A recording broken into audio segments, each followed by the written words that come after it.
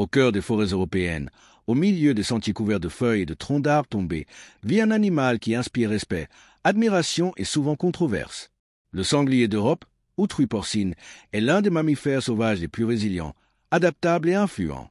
Avec son museau robuste, sa fourrure épaisse et son comportement agité, il est devenu une figure centrale des écosystèmes et un acteur clé de la relation entre la nature et l'homme. Le sanglier est un véritable survivant. Il existe depuis des milliers d'années et occupe une grande variété d'habitats à travers l'Europe, des forêts denses et humides aux champs ouverts, en passant par les régions montagneuses, les zones rurales et même les zones proches des villes. Cette impressionnante adaptabilité est due à son régime alimentaire extrêmement varié, à son intelligence vive et à sa structure sociale bien organisée. Un sanglier peut prospérer là où d'autres animaux ne peuvent pas. Il lui suffit d'un couvert végétal et d'un accès à l'eau et à la nourriture. Physiquement, le sanglier impose sa présence. Les mâles adultes peuvent dépasser les 150 kg, bien que des individus encore plus imposants aient été recensés. Son corps est compact et musclé, recouvert d'une épaisse fourrure aux nuances de gris, de brun et de noir, souvent mêlée de boue, qu'il étale sur son corps lors de bains de boue appelés la macérat. Cette pratique permet de réguler la température corporelle, d'éloigner les parasites et de renforcer son odeur caractéristique. Les sangliers vivent en groupes appelés cosses, généralement composés de femelles et de leurs petits.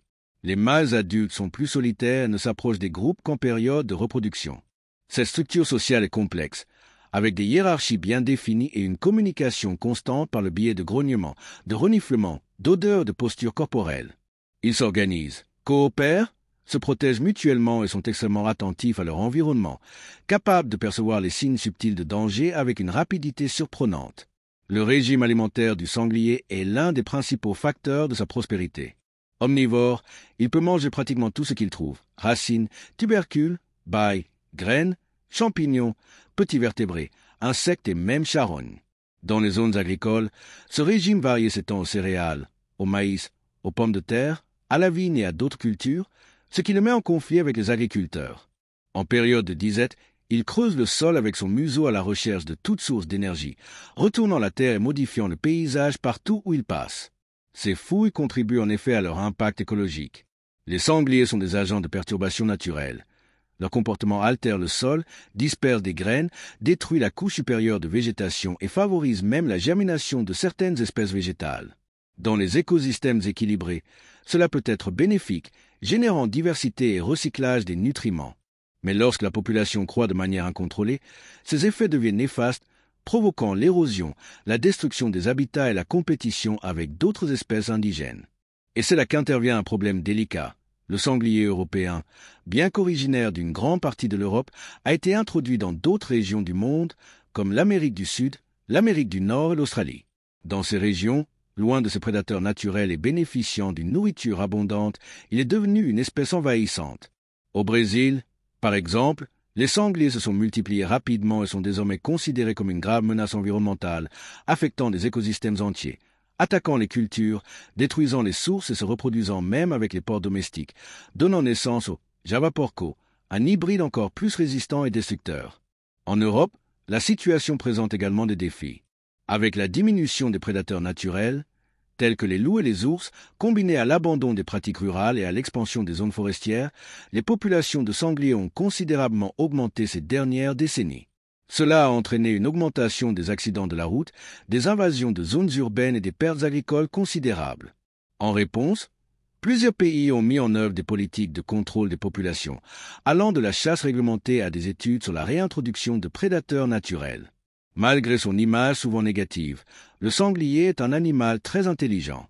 Des études montrent qu'il possède une mémoire spatiale, des capacités de résolution de problèmes et même des comportements sociaux complexes. Il est courant de voir des groupes de femelles coordonner les mouvements de leurs petits, prendre soin les unes des autres et réagir stratégiquement aux menaces. Leur intelligence les rend difficiles à capturer ou à contrôler, surtout dans les régions où ils ont déjà appris à éviter les pièges et les chasseurs. La reproduction du sanglier contribue également à son succès et à son expansion. La femelle, appelée lait, peut donner naissance à 4 à 10 petits par portée, selon les conditions environnementales. La gestation dure environ 115 jours et les petits naissent avec des rayures claires sur le dos qui facilitent le camouflage. Ces rayures s'estompent avec le temps et les jeunes grandissent rapidement. En moins d'1 an, ils peuvent se reproduire. Cette reproduction rapide exige une attention constante dans les régions où le nombre d'individus menace l'équilibre environnemental.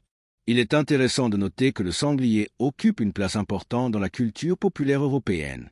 Depuis l'Antiquité, il est considéré comme un symbole de force et de bravoure. Dans la mythologie celtique et germanique, le sanglier était associé à la guerre et à l'instinct de survie. Dans la Rome antique, il était l'un des animaux les plus prisés lors des chasses aristocratiques. Sa viande était et est toujours très prisée, constituant la base de plats traditionnels dans diverses régions de France, d'Italie, d'Allemagne et d'autres régions d'Europe. La chasse au sanglier se poursuit encore aujourd'hui dans de nombreux pays, mais elle est désormais généralement réglementée par la législation environnementale, dans certains cas associée à des pratiques de conservation. Malgré le caractère controversé de son expansion, il est indéniable que le sanglier joue un rôle important dans le réseau écologique. Il sert de nourriture aux grands prédateurs, transporte les nutriments dans le sol, influence la végétation et démontre la puissance de la nature, même sous ses formes les plus brutales. C'est le genre d'animal qui nous pousse à regarder au-delà des apparences, à comprendre les impacts, mais aussi les raisons, à moins juger et à plus observer. Rencontrer un sanglier est une expérience intense. Ses mouvements rapides, son regard perçant et son bruissement dans les arbres créent une tension unique. Il peut paraître hostile, mais il évite généralement tout contact avec les humains. Les attaques sont rares et surviennent presque toujours dans des situations extrêmes, comme lorsqu'une femelle protège son petit.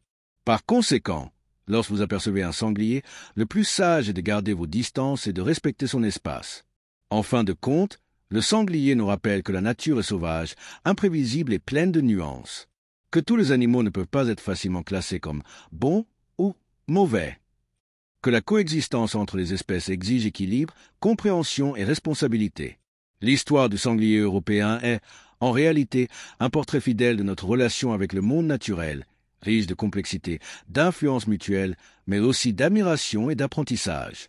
Si vous avez aimé en savoir plus sur le sanglier européen et son importance pour les écosystèmes en Europe et dans le monde, n'oubliez pas d'aimer, de partager et de vous abonner à la chaîne ICI.L Nature, où nous avons encore bien d'autres histoires fascinantes sur la faune sauvage qui vous attendent. À bientôt pour le prochain épisode.